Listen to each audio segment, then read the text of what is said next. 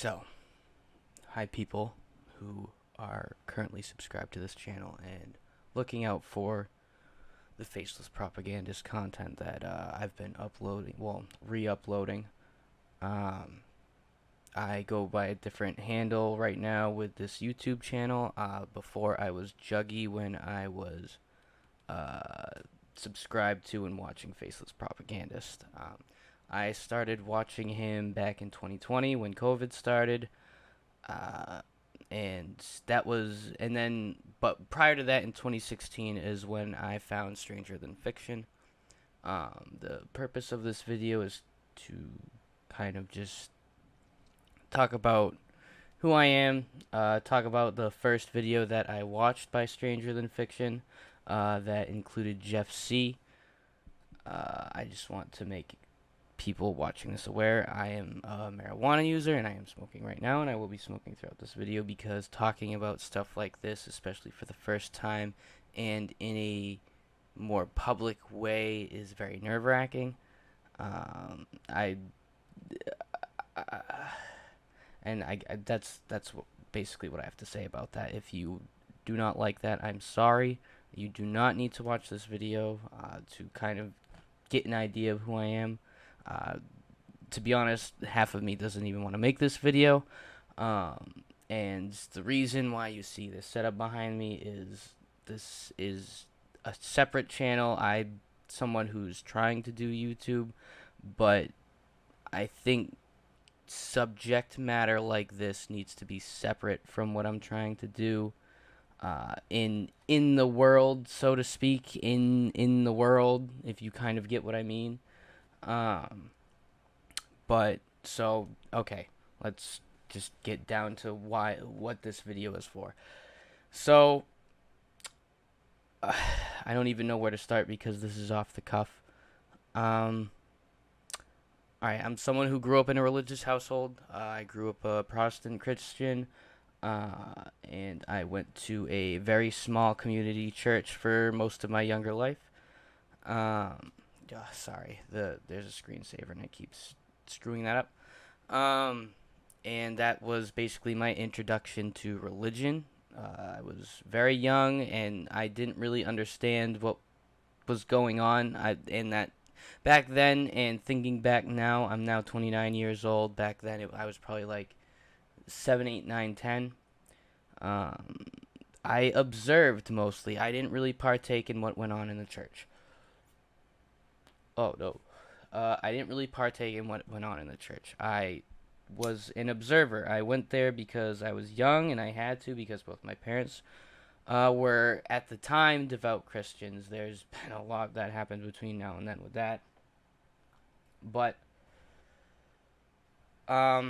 yeah, I just watched. I didn't understand the standing up and waving the hands when you would sing songs, but when I got older I kind of got it, and I kind of get it now more. So, people get into music. You see it at anywhere. Concerts, uh music festivals, any type of event where there's music, people get into it. And that applies to religion too, especially when you think when you conceptualize that you are trying to worship something or trying to show your devoutness to something, in this case God. I guess I should say right now, I believe in God, but I'm not someone who is into organized religion. And a lot of the videos that I watch from Strangerthanfiction, Faceless, that's what kind of removed me from that. And any institution, no matter what it is, religion-wise, there's something going on. There's something sticky. It might not be the branch that you might go to, but in the larger institution of that religion, there's some funky stuff. Doesn't matter what it is. I've tried them all. I tried Christianity. That was my first. I tried, and this is not meant to offend anyone. This is just my truth, my experience, and my truth. There was Christianity. There was Buddhism. I tried being a Buddhist for a while. There wasn't really anything fishy about that. It was just, to me, it was just too much about the self.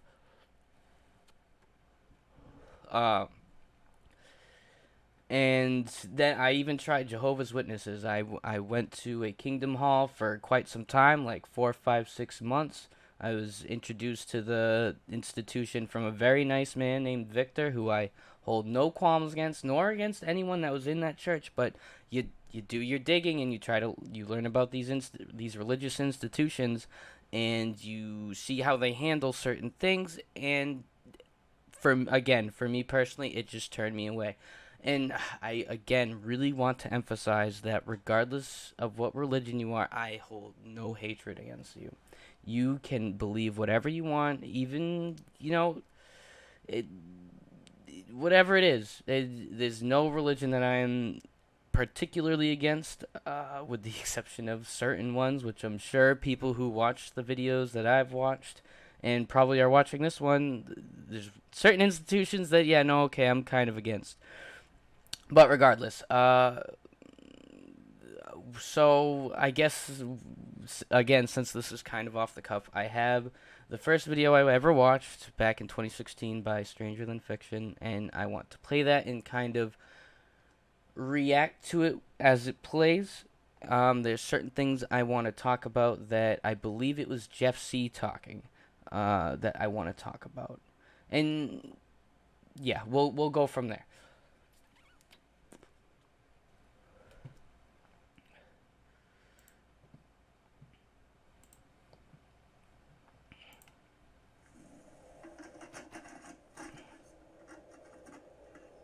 Also, I just want to say real quick, this is not me trying to steal the Strangers video. This is me wanting to discuss what was talked about in that video. These types of topics to me are important. They're not talked about a lot, and I just want to share my thoughts about them.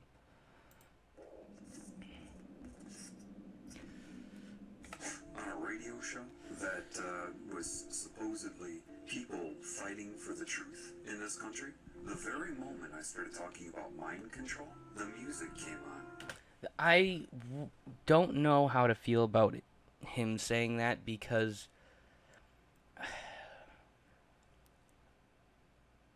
I feel like whoever it was, again, I'm assuming it's Jeff C speaking. When you talk about stuff like this, you can't just go into it. And I feel like that's a problem a lot of people in this type of community, or people that follow these types of, what do you want to call it? This type of study, I guess. You can't just say things like that. You have to kind of soften the landing before you send someone right into that type of topic. No one, because of, and I want to, this is again my opinion. I think from, a human perspective, people don't want to be told that something is controlling them. That's like the last thing any human being wants to be told, is something that is controlling them, or there is some type of thing that is manipulating them or coercing them to do things that they think are good, are coercing them to do things. And the perfect example of that is just media in general. People like TV, people like comedy, people like movies. They don't want to be told that they're being propagandized by those things because they enjoy them. It's their entertainment. And you know what? You can still enjoy those types of things without being propagandized. It's just an issue of discernment. That's a term that I'm going to be using a lot, is discernment. Discernment to me is the ability to kind of read between the lines. You can understand that there's something being fed to you, but you are still able to enjoy what it is that you're looking at, I guess is the way to put it. Like, okay, examples, Marvel movies. Okay, everybody and their mother loves Marvel movies. There's definitely propaganda in those movies about certain things, certain concepts. Like Multiverse of Madness. There's a whole lot of witchcraft and stuff in there. And yeah, I understand in the world that we live in, stuff like that is kind of just blown away as fantasy, in which, a lot of cases it is. But there's certain elements of truth in these types of things that can raise a red flag to the people in the know, I guess is the way to put it. People who pay attention. But okay, moving forward.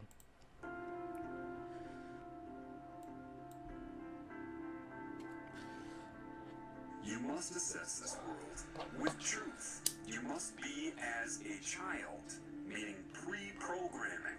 That's part of what entering heaven as a child means. This is another You one. have to be honest. This is another one. Another thing that he said that is something that you can say, but if a person just hears that, they'll get confused.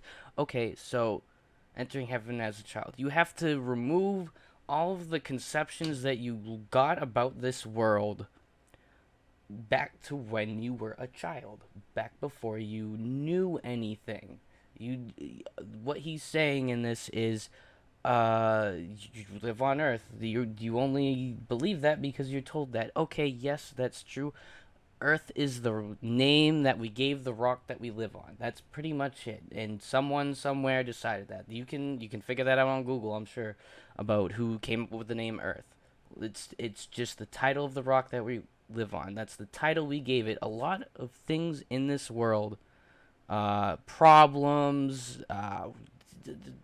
anything really, anything.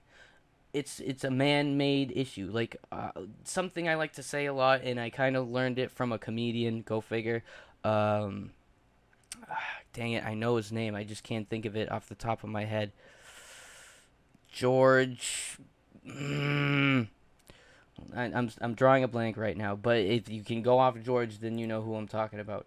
Um, he talks about in one of his stand-ups about how anybody who preaches about climate change is actually selfish, and I firmly agree that with that, because the reality is, and I'll get rid of that. That's done. The reality is that the Earth will never go anywhere. We will be the ones going somewhere. That's that, and you want to know why? Because it's a man-made issue. We caused the problem, and we have to suffer the repercussions for it. If people want to sit there and be like, "Oh, go green, go solar, which solar is understandable, but just stuff in general regarding that. People are talking about we have to save the planet. No, you're not saving the planet. You're saving yourselves. The planet is not going to go anywhere. Doing something like switching to a metal straw instead of using plastic straws is not that big of a deal. You are not Jesus because you decided, hey, I'm going to use some type of biodegradable straw instead of a plastic one. These types of things to me like melt my mind because there's just no logic behind them. They do not make any sense to me. But anyways, going back to what Jeff was saying, yes, you need to go back to the mindset you had before you knew stuff. It's that simple, and it may not seem simple at first because when I first saw this video, I did not know what this guy was talking about. But you just have to you don't have to remove the knowledge you have. You kind of just have to realize that maybe things that you learned developing as a person might not be true. Always be open to the idea that things are not what they look like, or things may not be what they look like. Okay, that's my stake on that. With yourself about this world. You're told right off the bat you're on Earth. How do you know? Why? Because other humans tell you that? They've told you that's where you are, that this is life, the food chain is normal, biology says so. How do you know that? You're trusting everything you've been told. If your instinct, which is valid, tells you that doesn't make sense, you're right. That's what building your house in a rock means. You must know thyself. That's another thing. Know thyself. You have to know. I'm struggling a lot to try to articulate my thoughts vocally, because a lot of times when I think about this stuff, I'm not speaking it because there's no one to speak to, and you're not going to talk to yourself in a mirror about this type of things because you probably look like a crazy person, even though you'd be the only one in the room.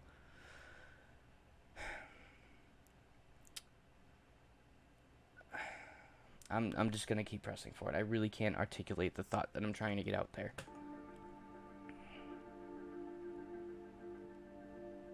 Satan controls all of academia, all of the media, all of the money, everything you're told. All its symbols are everywhere. The color blue, the color purple.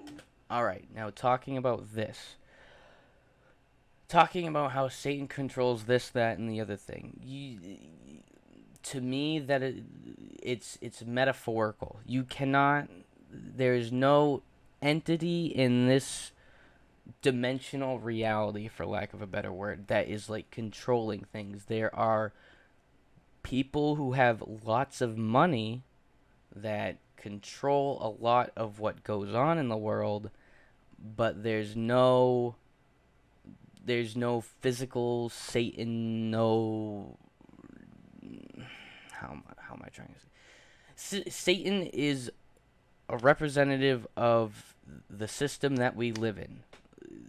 So the cultures that exist around the world that are abhorrent against the human species, like Saudi Arabia, like yes, America is very anti-human. If you ever watched Alex Jones, you'll see him being a lot like, oh, these people are anti-human. Da, da, da, da, da. That's true. Satan is a concept. Satan is symbolic of the regression of the human being. Uh, and what I mean by that is everything around us that is, for lack of a better word, bad. Like the toxins that you put in your body, coke. Uh, Let me rephrase that: the toxins that you put in your temple, and by that I mean all these. I feel weird saying it because I listen to this type of music, but like rap, movies where there's like a lot of killings, video games where there's just killing, like these things are toxic to your temple. And what's kind of messed up is that we as humans kind of accept that fact regardless because of how our brains work. We are naturally prone to violence, so okay, we go play a video game where we kill a bunch of people or fight a bunch of people, and that's just okay to us because that's secretly deeply inside of our heads something that we want to do. It's very weird. This system plays on how our minds work. Coke, like the only reason I keep saying Coke is that like Coca-Cola is one of the most popular drinks in the world. It is so bad for you. But it's sold to us as like, it's a nice soft drink, whatever, just drink it. No, you don't want to drink that. Drink water, dude. Water might not taste fantastic, but it comes from the earth. It's like the one thing that our bodies live off of, will need to live off of. I think stuff like Coke kind of goes against us in that way, if people understand what I mean by that. And that's a part of the satanic system. It's anything that is anti-human, anything that affects your humanity. Uh, there's so much stuff you could go off on about that because there's so much of it that exists in our world. The world is becoming inherently anti-human. It's becoming almost robotic. You hear about these concepts like the New World Order, this, that, and the other thing. The New World Order is just basically the abolition of the individual, the abolition of humanity, but not in the physical sense, in the spiritual and mental sense. It will get rid of people wanting a free will. So many people I know that are perfectly content with something like the government basically directing their lives. Like there's people that just live off the government. That's it, and they will never further themselves as an individual. The people that are individuals in this world are unfortunately these goombas, these celebrities, because they have cemented themselves as individuals, but the way they did it is they crawled and climbed through this disgusting system that we live in order to get to not quite the top, but they are cushioned. They are cushioned somewhere on that upper echelon of society or upper echelon of humanity because they knew what to do. They knew how to navigate through this satanic system and just put themselves at the top. Again, I don't know why. I'm sorry. I keep saying again that this is something I've never done before, but these are my opinions. I could be wrong, but from what I've observed, that's just how it is. That's how it works, and that's how these types of people work. All right, let's keep going. Butterflies. Butterflies are a huge symbol of Satan. The transformation from what you are into what it wants you to be. I want to talk about this because I feel like this is something that I've kind of gone through. I'm someone who has suffered. And this is not like me trying to boast about how much I've suffered, because who would want to do that? But I have suffered a lot in my life. I will not get into what those sufferings were, but there's a lot there.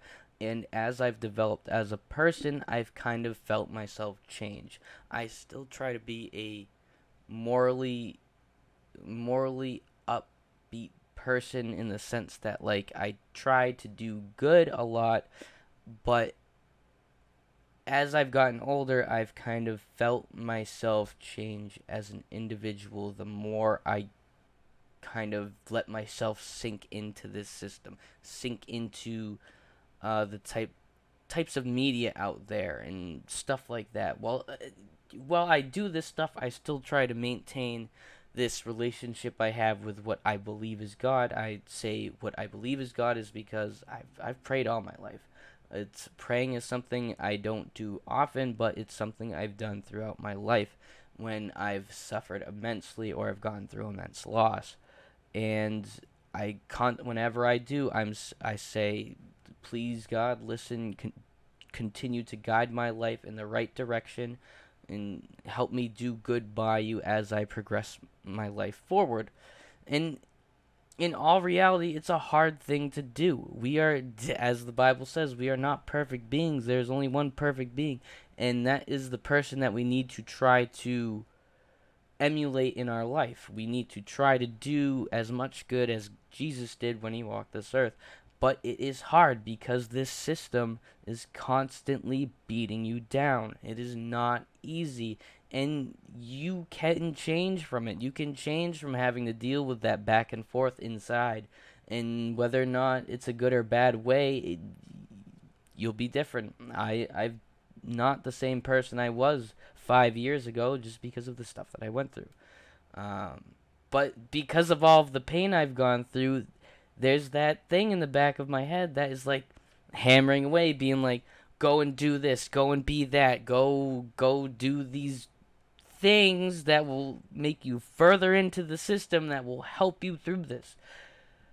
But that's not the right direction. That is not the right direction to go, even though it's just the way that you may know to do it. You just have to fight against it. I'm a horrible person in this system because I don't know how to function in it, in a sense of financially, socially. What I mean by these is, like, I'm not good with money, and I am very good at, like, being friends with people and associating with people and talking to them, but every time there's like weird interactions with other people, in the back of my head there's something like tugging at me, like, I don't know, I feel like I don't speak normally to certain people to how I do to other people that are like more in my circle, I guess. But that's all part of the transformation that you can go through with these types of things. All right, I'll keep going with this. So it's subconsciously putting that image of metamorphosis out there. You have sorcery being practiced on you. You have all kinds of control methods you couldn't even comprehend. Those who are in control of the world are anti-Christ. Anti-human. It's obvious. They're puppets of Satan. And what that means is, again, I love Jeff C., but he uses language that can be confusing to someone who doesn't know what he's trying to say. Puppets of Satan means that these people, like pictured right here, they are a part of the system. They are individuals that cemented themselves but did it through the system because they knew how to do it, or they progressively learned how to do it as their careers went on. These people perpetuate all of this anti-human stuff. And what I mean by that is, okay, look at Miley Cyrus. Miley Cyrus is someone who grew up in Disney, grew up where in an environment that was meant for kids, shown to kids, and then when she turned an adult, I don't really need to explain the type of individual that she became, but she had a lot of people that followed her throughout her life in Disney and saw who she became after Disney and chose to emulate that because they, they liked Miley Cyrus. They were just like, I want to be like Miley Cyrus when they were kids, and now they wanted to be like Miley Cyrus as adults because they thought the lifestyle that she was leading was cool. It was socially acceptable. That's what you want. You want to go out and party all the time. You want to go and have sex all the time. I used to be that way when I was a young adult. I'm 29 now. When I was going through like 18 to 22 maybe, I was like that. I went out and drank with people all the time, went out and partied, went out and did bad things, and that's not me boasting. I don't like the person that I was back then, and I have tried to change. I've tried to change quite a bit, and I would say that I have, but even though the changes might be good, there's still that we still live in this world where there's that system that hammers away at you, and I still mess up sometimes. That's just how it is. That's the condition of being a human in this effed up system that we live in, while also trying, still be a decent person. All right. Antichrist consciousness and control system here was already there back then. The Antichrist or diseased cancerous consciousness is what murdered him then, and it has risen since. Understand that. That's what happened. They can argue it all they want. It's what they do. That's why they. So, talking about like a lot of the pictures that came up, I've never really. I know that there is significance to what he had shown, like the obelisks, like the symbology, like talking about Nimrod, or references in the world, references that are made out in the world to Nimrod. These things are significant because it continues to perpetuate the concepts that existed back then now. So, all right. There was Baal, the Lord Baal, or whatever the hell his name was. Back then, there were people that would sacrifice their children to this beast. These days, that is more symbolic. To me, sacrifice, Baal is symbolized by allowing your children to go off to school, allowing your children to just be a part of the system that exists now. You are releasing your child from you. You are letting that child be eaten by the system and let the system mold your child into what they want it to be. And I guess one way to explain that is, okay, kids will go through the public school system, they will get educated, they will learn about the way the financial world works, they will go into being businessmen, which will perpetuate the system of, money and, bad business practices that hurt other people, the whole anti-human concept right there. And that's pretty much it. You are allowing your children to be taken by the system and perpetuate the system. That's symbolic of Baal to me. And I'm not someone that will get into like the whole child sacrifice thing. I had a very aggressive phase back in like 2016 where I followed that stuff, and it messed my brain up bad for a little bit, being paranoid and thinking that a lot of the stuff that I read about and watched was going on. There's a layer to that. There's a layer to that, but that's for another time. Argue. That's all they can do is argue. And eventually they can't answer questions anymore, so they just talk over you. Or, I love this one. You're crazy, you need some therapy. Generally, the people that run the world will come off as the nice ones. Everything they'll say about their group is always going to be, of course, nice, and anybody who says it. You can see that in social circles. For example, okay, you make a big group of friends, that group of friends, you know, they seem good at first, and then over time you start to see them kind of do more deviant things, and they try to get you in on that deviant stuff, and you're like, no, and it's like, oh, you won't do this, you're crazy.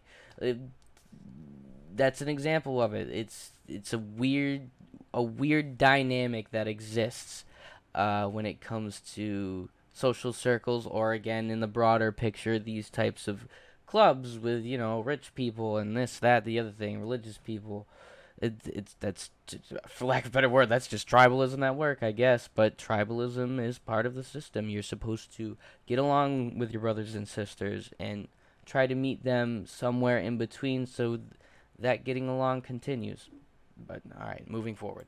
Anything against their group is, of course, insane. The implication is they're insane, and the group will always be nice about it. You know, I care about you. You seem to be having some mental problems. You might benefit from some therapy. And you create this fraudulent pseudoscience they call psychology, and you indoctrinate the public into its credibility. I was confused by what he meant by this too, but because people have mental health problems, I'm not gonna beat around the bush. I kind of think Faceless suffered from mental health problems before he left YouTube. Um, and my mental health problems are what led me down the road into learning about this stuff a few years ago. There's a certain,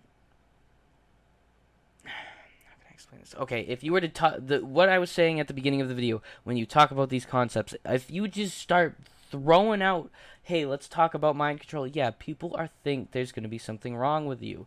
And just because these are not normal things, the system does not consider these types of conversations normal.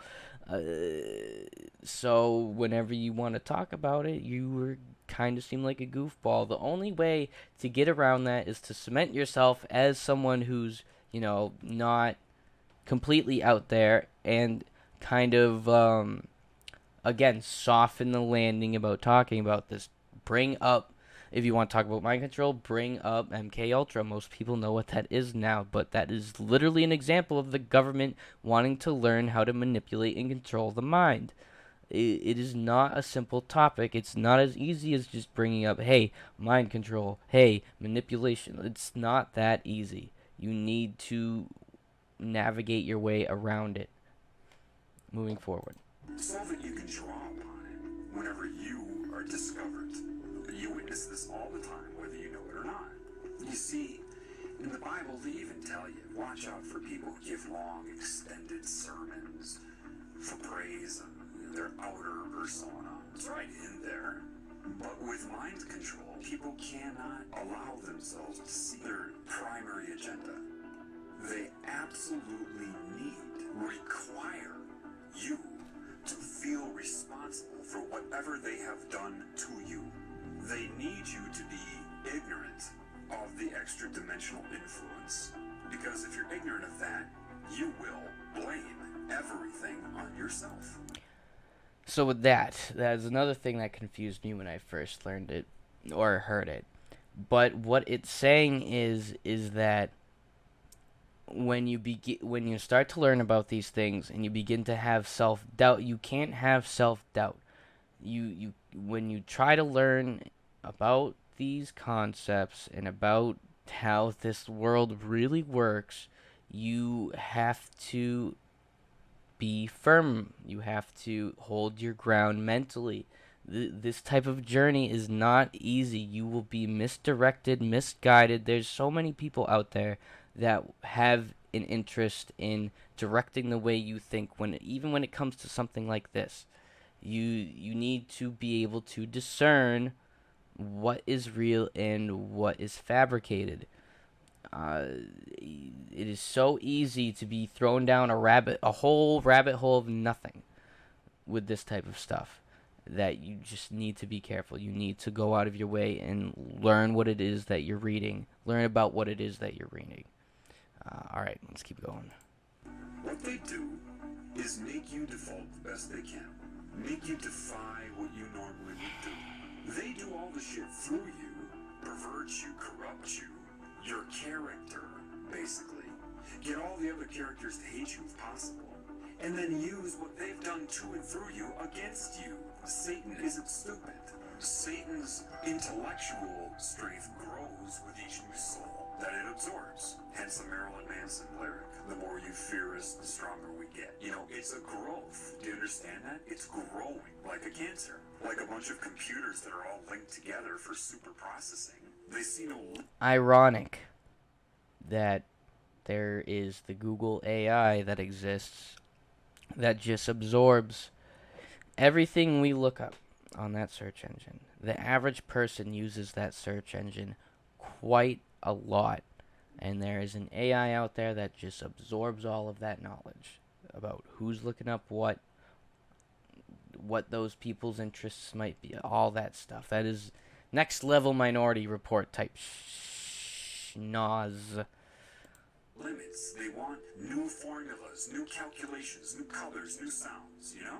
They break your will until eventually you just give yourself to this cancer consciousness so it can absorb you for itself. That's why people that try to do everything right here cannot. But they're conned into thinking this is normal here. And that's what Satan doesn't want you to know. That's what demons don't want you to know. They want you concerned about the future. And they're strategizing against this because they know this knowledge is going to get out. So Satan will try to get you to abandon the mind altogether. Why? Because there is truth in the fraudulent nature of your ego.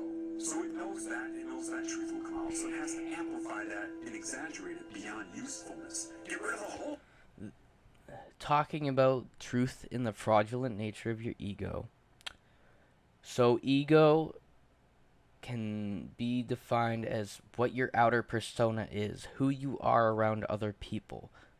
Like, it's weird, and if you kind of think about it, when you're not around other people, you realize that quite often when you interact with people, your brain can just be on autopilot. It's really weird. Like, you can be present in the conversation and be taking in everything that's being said to you, but a lot of the times you're kind of just responding or talking about what it is that you want to talk about. But that being said, talking about your ego, the truth that he's talking about is having to acknowledge that persona. Like, I guess to get kind of deeper, all right, think about that whole idea of the pineal gland or whatever. Your mind's eye, that's who you are. That is your essence of being, and everything else around it is your ego. Everything else, a part of your brain, is your ego. That is the persona that you project, that other people acknowledge. And you need to acknowledge that. You need to be aware of that. That's what that is. That is not necessarily who you are. That is the person that you present yourself to be, if that makes sense. And that is the truth in the fraudulent nature of your ego. Your true self is aware of, like, when you do wrong and things like that. You need to acknowledge that you're really two separate people. You're the person that you are on the inside, and you're the person that you are on the outside. I guess that's all I can really say relating to that topic, because that's all I can think of to say. Become a robot. Those been taken over by cancer see the world as math, random calculation of possibility, and it can snowball based upon pain and pleasure. Yep. Comedy is the number one vector for mind control because it puts you in a pleasurable state and you're focused on the joke, and therefore they can slip in so many messages and you'll associate their messages with pleasure. Every truth that is Alright, I'm going to use this as an example. American Pie. American Pie came out sometime, I think, in the late 90s, early 2000s, and it was meant for a teenage demographic. It was kids in high school, but they were adult actors, go figure. And that was one of the most popular movies in America. And you want to know what that did? That pushed sex. That pushed so much sex. But you know what? You're laughing at it the whole time. I forget the name of the actors and stuff, but the main character, when he gets caught, like, I can't really explain the scene without sounding really dirty, but there was a scene where a man was this guy that was supposed to be a high schooler was pleasuring himself. It got live streamed to everybody at his high school or whatever, and it was or not good. Or I think it wasn't that he was pleasuring himself. He did his business too early in front of a girl, and it got broadcast to their high school. But that's exactly what that is. That's a type of concept being pushed on you, but anybody who watches that, like, just as a movie, it will go completely over their head. Maybe they will think of it when you tell them that, like, be like, hey, this is kind of a fucked up thing, like, why do you think that's funny? When you kind of explain that, it will break through to some people, and they'll realize what they're laughing at and what they're taking in is actually fucked up. But a lot of people you talk to about it, they'll kind of just shrug it off or be like, "What do you mean it went over my head? I know what I was watching," like that type of deal. All right, moving forward. True, they make fun of it as if it's corny and stupid, and that's the whole intent of that. You see it as comedy, expression of a comedian to get some laughs, because you don't know how over your head these movie producers are and what is controlling them. Movie producers know so much about the way the world works that it's not even funny. People don't make movies based off of stuff they just thought of. Most films are written and came up with off of some type of concept that already exists. It is very, very rare that you ever have an original idea in Hollywood. It's almost unbelievable how much stuff out there exists that, it will come out, it will be released as a movie in a fictional concept, but there's so much truth in there that the movie producers know it, but the audience doesn't. It's unless again, you can discern that information. But like moving forward, I call it Satan, Semiramis, Isis, the serpent. It doesn't matter. And it recruits them and tells them how much it loves them. Do you understand that evil is going to come in the name of love? That's a big one. That is a huge thing that people need to really acknowledge. Evil will come at you with open arms. Evil will make you believe that what you are doing is going to make you happy. Back when I was young and being what's the word I could use? Very explorative with things. I felt like I was doing what I was supposed to do for my age. Plain and simple. I was doing what everybody else was doing, and everybody else seemed to be happy, so it needed to make me happy too, didn't it? It's not the reality. It's just not what the reality of the situation is if you know yourself. Think it's stupid? It's gonna come in the name of hate? No. The number one thing that evil will push on you is love and how much it loves you. Just like it is June right now. We are currently in Pride Month. And this is related to what he was just talking about. The majority of Pride events out there are very welcoming. Like, they will welcome anyone in as long as you're not someone who openly vocalizes their hatred towards these people. And something I've never understood is that, regarding Pride anyway, is that Pride is a egotistical trait. And so when people talk about Pride or Pride Month or whatever, I don't understand it. And that this is not me being bigoted about it. Pride is not something you're particularly supposed to be proud of. Like, to me, it should be a celebration that, and if you talk to a person about it, they usually regurgitate this, that it's supposed to be a celebration of the fact that people aren't being persecuted for their sexuality anymore. Okay, that's great. It is very good that we don't do that as a country here anymore. But why does, during Pride Month when we celebrate this, why does everything have to be hypersexualized? Why does everything have to be really about the ego? Because if you go to an event like this, that's what it is. It's all of these people's outward personas coming out and being like aggressively sexual. It's strange to me. I don't understand it. I choose not to be a part of it, but I do not care about what someone's sexuality is. That's completely irrelevant to a person's personality or how decent of a person someone is. Anyways, moving forward. If the guy is trying to get sex in a bar, tell the girl how much he loves her and how he'll respect her in the morning. Satan plagiarizes to recruit, to entice, to seduce. It plagiarizes the creator. Just love me. Do whatever you want, just love me, and I'll love you back. Satan coordinates this bullshit New Age movement to get people to dissociate. It's no different than getting drunk.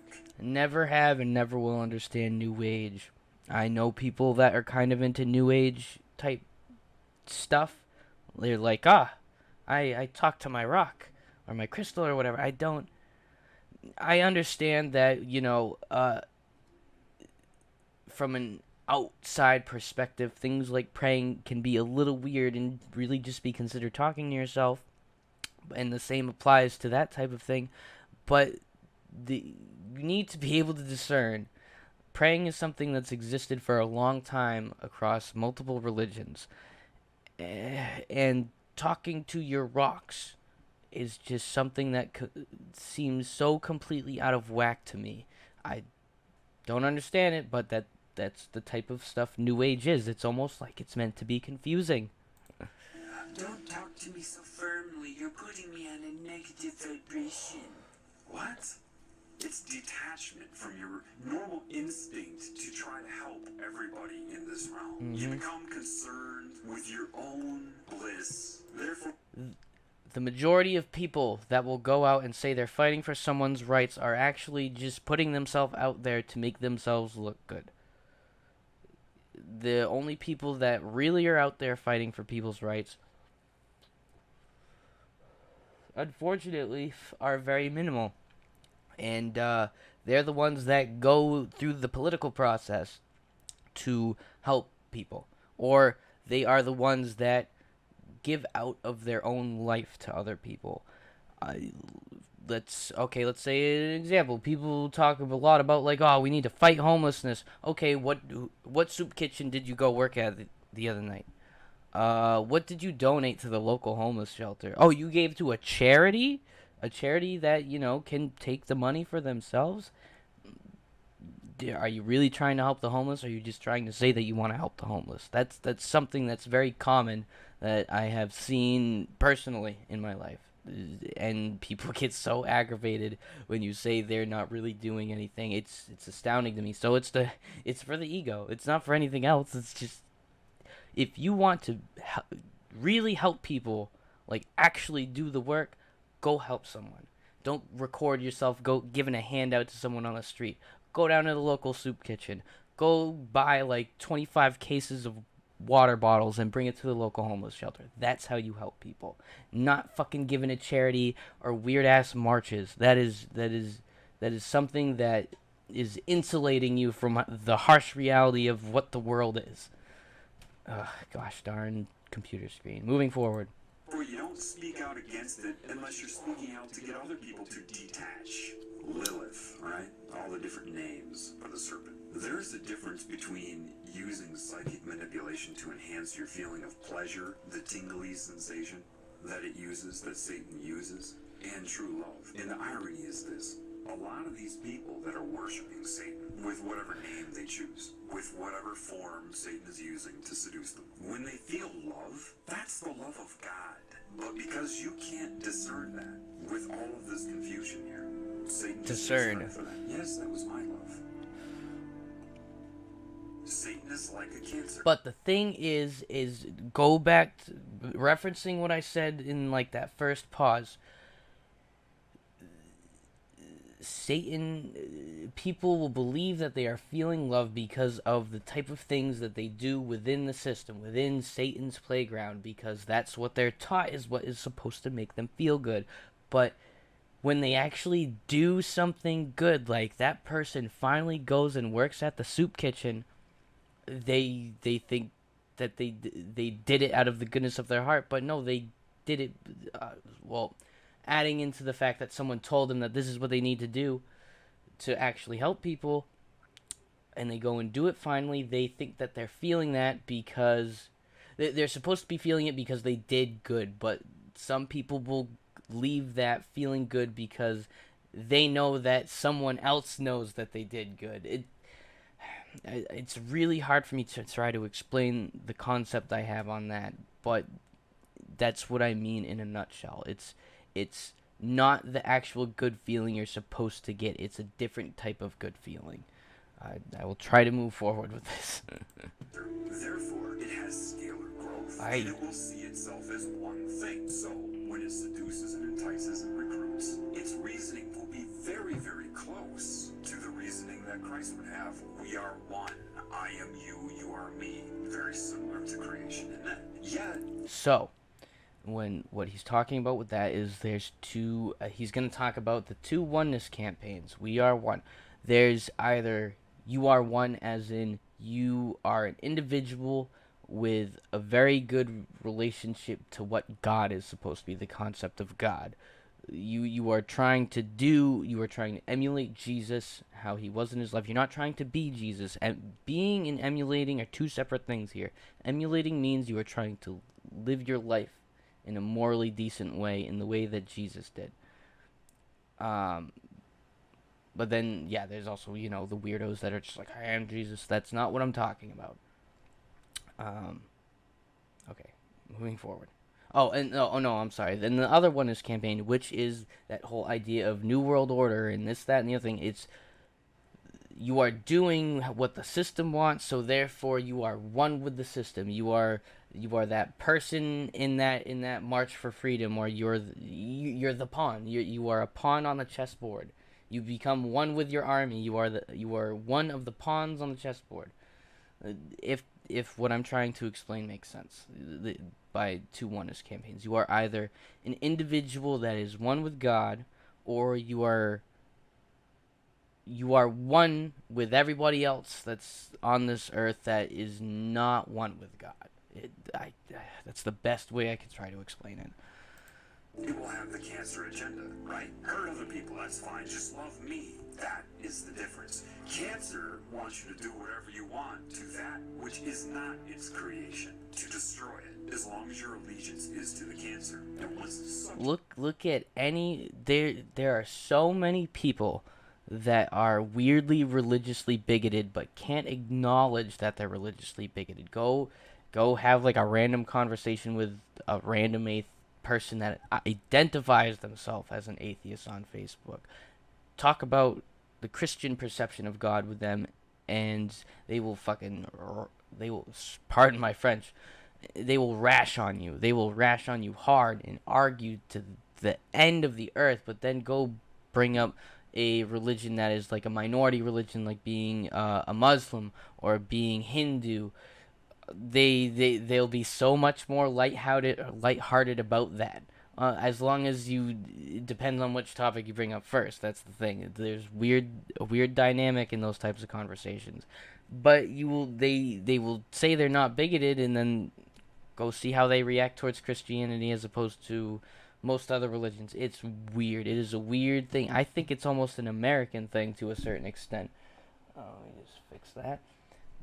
But yeah, I guess that is what it is. you in. You're its slave, whether you know it in your current role or not. It knows. So it can be very confusing because it will make a lot of sense. It will mirror a lot of the laws of creation, except for the love and respect for all of the creations. That will be the difference. Greed, materialism. There are two oneness campaigns going on simultaneously. One of them is the recruiting by the cancer. We are one. Do you understand that? We're one consciousness. Mm-hmm. And that is the phenomenon of the all-seeing. That represents people, or means people that all think the same. It's the crowds that go out. It's the people. It's the lemmings. It's the people that go out and do things like protests. It's the people that believe everything about the world. It's the secular belief system. I don't know how to phrase this well enough. It's the belief system that exists, that's a part of the world. that is not something you should want to be a part of. You lose your individuality. You lose your humanity from that type of thing, from that type of thought process. All right. I, or the hive mind. Satan can speak through anybody at any time that it's connected to. The problem is, the majority of these used car salesmen everybody calls priests with this black and white, you know, the dark side of the yin and yang, as he's burning incense. All of these things you're warned about in the Bible. Do you understand that they are practicing occult Satanism, whether they know it or not? Some of them were probably indoctrinated into Catholicism. Others were indoctrinated into Satanism and are posing as Catholic priests. Either way, they're recruiting and manipulating. That's a deep dive right there. And if somebody does know about the occult side of it, they're not going to tell you anyway. So you have to know the truth in order to be able to see this. These people aren't qualified to teach you about spirit any more than somebody's qualified to teach you how to ride a bike, who's only read a book about riding a bike, and a fraudulent one at that, and has never ridden one themselves. They're not qualified. Catholicism is pure Satanism. The problem is you shouldn't need to be told that. You should be able to see that. So, people should have realized Catholicism was bad back when it was first acknowledged that there was a lot of child stuff going on in the Catholic Church. If you really dig in deep enough, again, this is going back to talking about religious institutions, doesn't matter which one it is, including Christianity, and again, or all of them, Judaism, Christianity, Catholicism, up front, when you go to these types of things, the people there might just, they believe that they're I would say the vast majority of them believe that they're perpetuating the message of their religion. But at the same time, is the message of those religions particularly good? There's so much confusion around that. But when you get to the deep roots of these institutions, then you start to see about why they're bad. Yes, the people, out in the church, they might believe they're doing good, and that's perfectly fine. I bless them, and I hope they continue to do what they're doing if they believe they're contributing good to the world and good to their community. But get to the roots of those institutions. Get to the roots of Catholicism. Learn about the religion's histories, or the religious institution's history, and how it formed, how it grew. All these types of things, they're important pieces of knowledge to learn about if you want to understand the way the world works. If I could go back, I remember when I first started reading funky sites about this type of stuff. One of the first ones I looked at said they for the warning, and it was like, if you read any further, your life is going to be changed. You're not going to be able to look back after that, and your perception of the world will never be the same. And that was true. I wish I could go back before I got into all this stuff and be naive again, be one of the lemmings, because to be quite honest, being a person that learned about this stuff and decided to sacrifice his brain to learn about the way the world works, it's not pleasant. Jeff C was talking about the eye, the third eye. I'm sure someone in the comments will be like, oh, he's got a third eye tattoo. There's a bleeding teardrop coming from that tattoo, and that is meant to conceptualize the fact that when you use what is considered the concept of your third eye, at least in my case, I learned too much. I learned way too much, and now I want it closed. It is so burning from pain that it's bleeding, because there's just so much. There is so much bad. When you learn it all, and maybe I don't think I know it all, but when you learn as much as you need to, I should say, you learn that the world is just run by evil. It's built on evil. Our entire existence, the lives that we are able to live, is built on evil stuff. All of our cheap goods come from China, and the Chinese government really doesn't like to treat their working population very good. I'm working class. I am a poor man. I might have nice things, but I had to bust my ass for them, and that does not mean I'm not in debt. The world is built on evil. We have the lives we live because of, yes, we say it's protected our freedoms, protected our country, but the acts that we had to commit to do so were evil. They are morally evil acts. Okay, moving forward. Priests that come out and need their audience and admiration in their temple. Why does God need a temple, a building? What?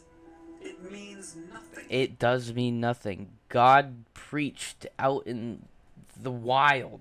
You don't need a church. You do not need these huge, extravagant buildings with stained glass windows to talk about God.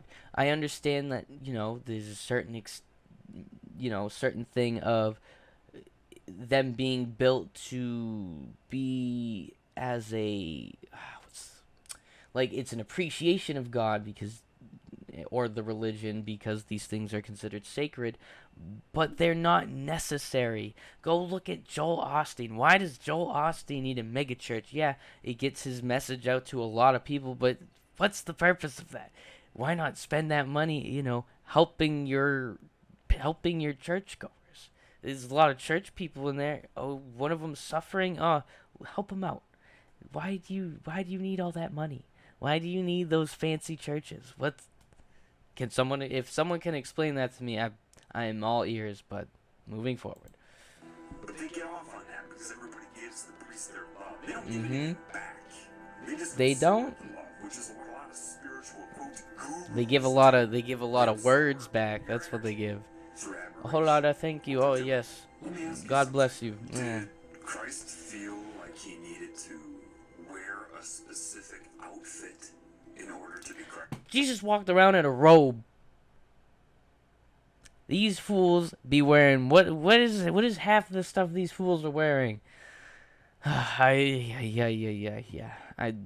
There's one guy on here that kind of just like why throw him in there? That would be Nelson Mandela. But yeah, I don't know. That makes no damn sense to me. Why does the Pope need a fancy freaking robe? Go preach out in the streets to your Go preach out in the streets to the people that follow you. Don't freaking wear a fancy ass robe and stand up on a freaking porch and be like, this, that, and the other thing. Moving forward. Incredible. Oh, that's right. No, he didn't. What book was this man regurgitating from? Oh, that's right. No. They're giving it a name and a procedure and a ritual. What name did he give it? Oh, that's right. Nothing. No name. Do you realize that a lot of the truth that is used about creation, life, the elements of reality, a lot of that used to solicit them into that religion is also the teachings of Christ? How ironic that they draw upon the teachings of Christ to turn those against Christ. These people have a history of pointing their fingers at themselves. Well, I know something that's interesting to me is when I've talked to certain people about Satanism, they say, oh, it is about the worship of the self. It is about understanding yourself as an individual, empowering, blah, blah, blah, blah, blah, blah. If you have a relationship with God, you realize if that's something you considered, you realize you don't need that. Or just when you do it from your own nature, start leaning towards a relationship with God, I don't know, you start to become more empowered as an individual. You start to realize that God, it says in the Bible, God does not interfere with what goes on in this world. This is Satan's playground. This is Satan's kingdom.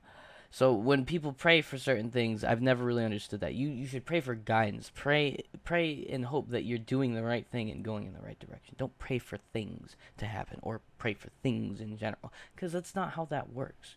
You pray to hope that you'll be a good person or something positive will happen to someone else. You don't pray for yourself. You don't need to empower yourself. You on like a personal in a personal way. That's why you see like celebrities, they talk about the self, empowering themselves.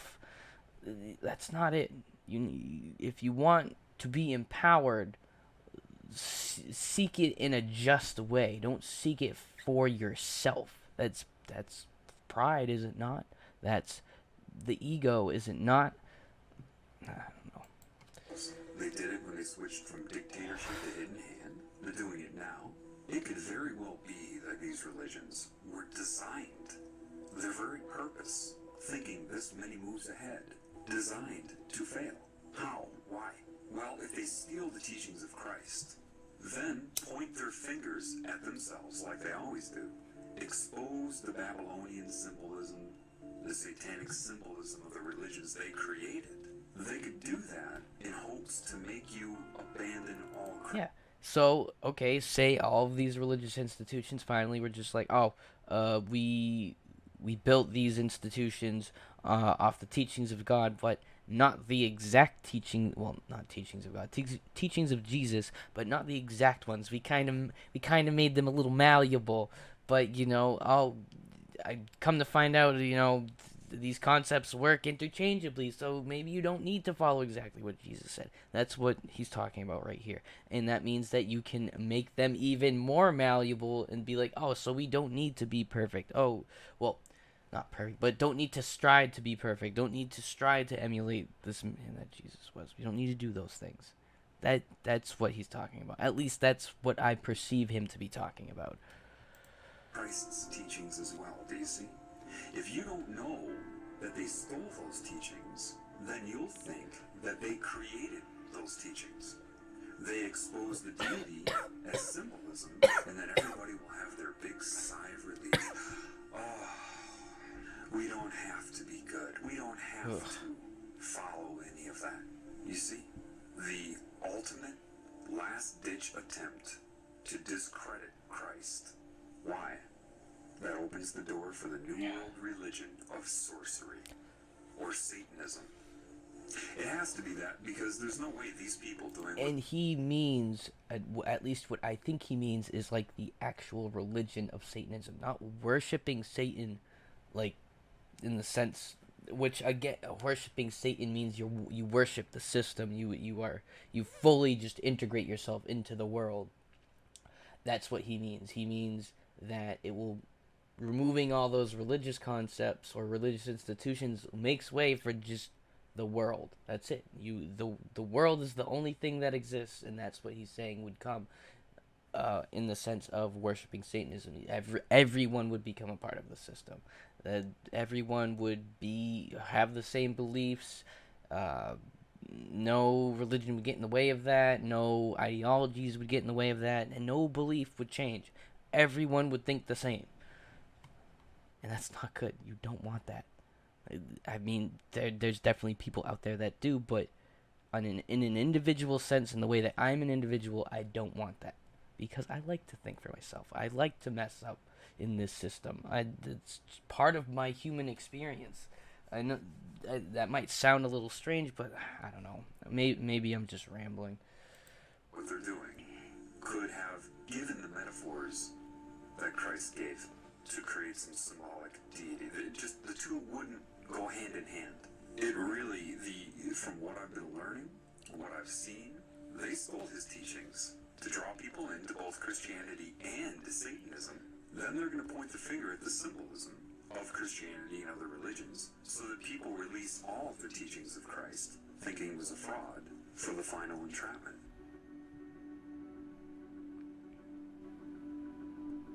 The more that I'm taught, the more that I'm learning, the more I understand what Christ was saying.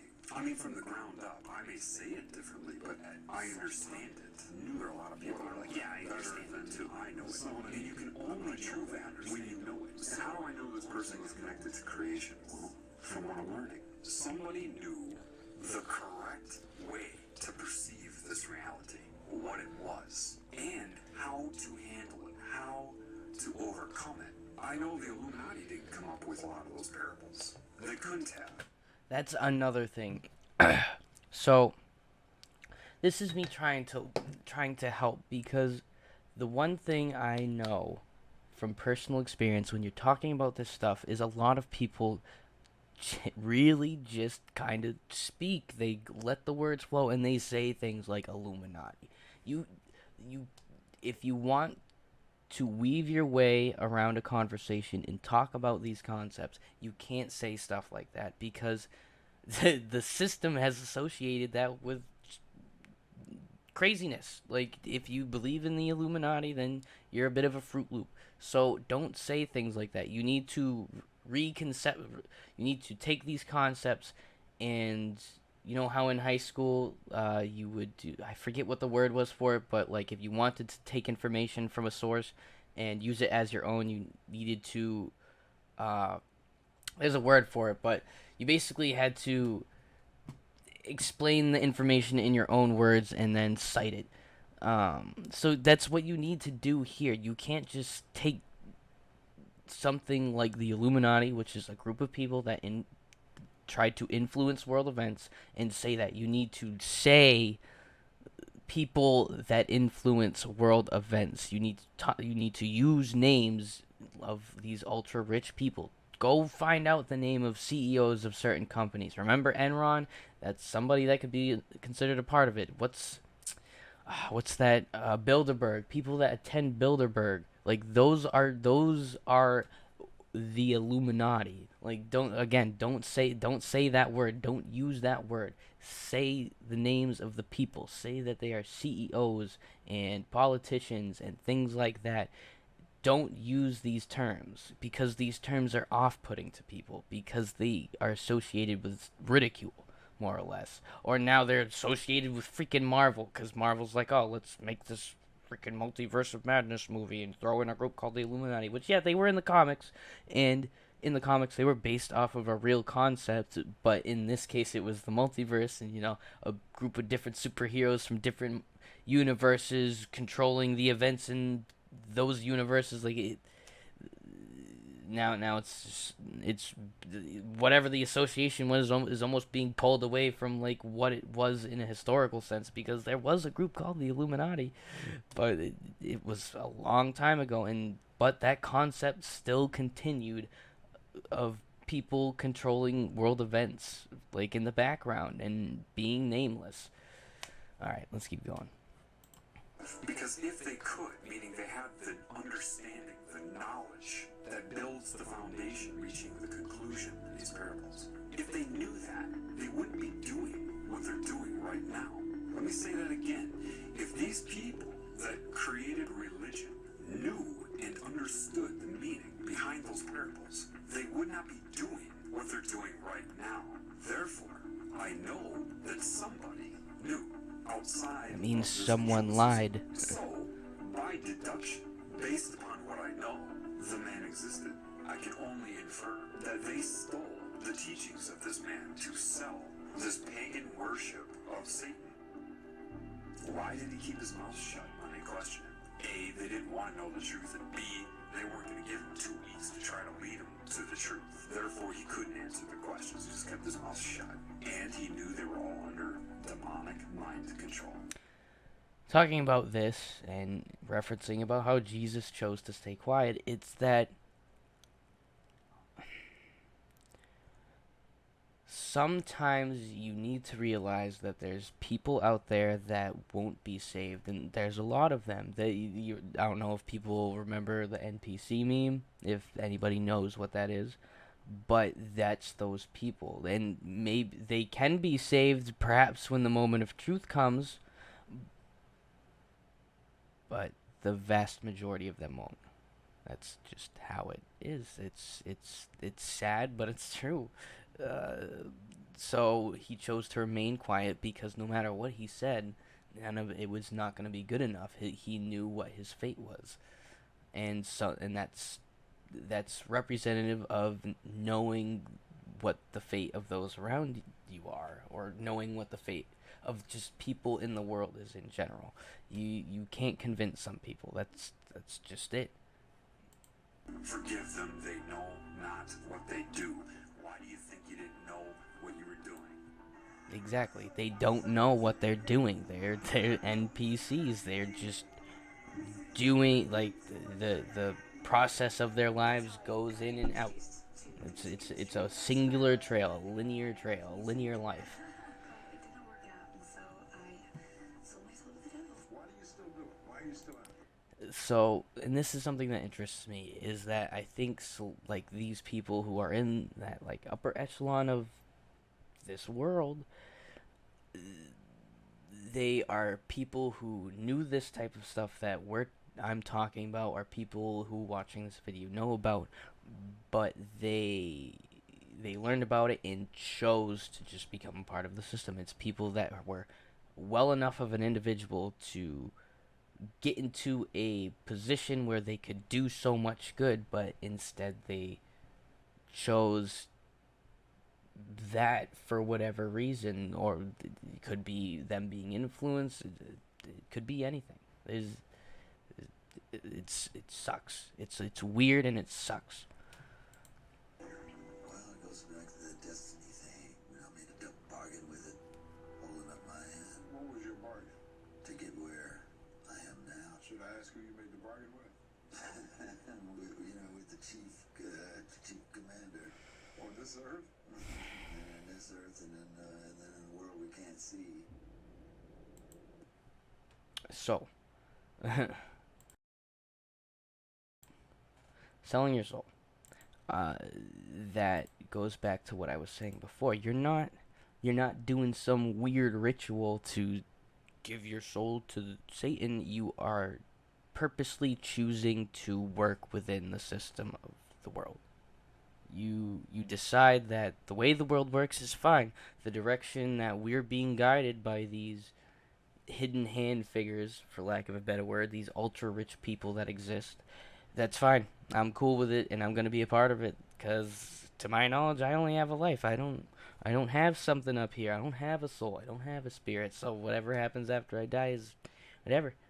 That's to me what that is.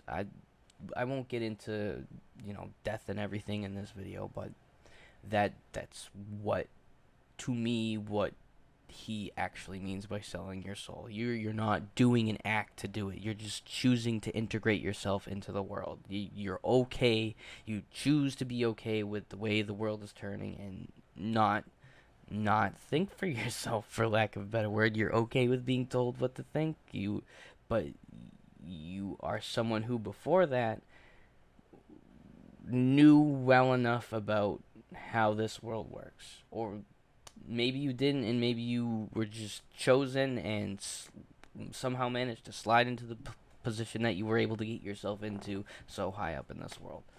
But alright, so yeah, that was, I guess, my first video. I'm not gonna make videos just looking at content like this. For this one, I kind of just wanted to share what introduced me to learning about how the world works. It's weird. It's scary if you don't know, if you go into this not knowing a lot. Because when I first watched this, I did not know what the hell this guy was trying to say, or what the heck he was talking about. All of it sounded crazy to me, but I just chose to go deeper. I chose to try and understand like what this stuff was. And do I regret it? To a certain magnitude, yes, but it probably would not be as decent of a person, or as understanding of a person as I am, if I chose not to do this type of journey, I guess. But yeah, if nobody liked this video, people who have been watching the content that I've been archiving from the other channels, if you like this video and want me to talk about this stuff more, let me know. But if you don't really, if you kind of think this was off-putting and just want me to continue to post the archives I have, I can do that too. Or I could even review the archived videos that I put up. It's up to you guys. But thank you for watching, and God bless. Have a great day.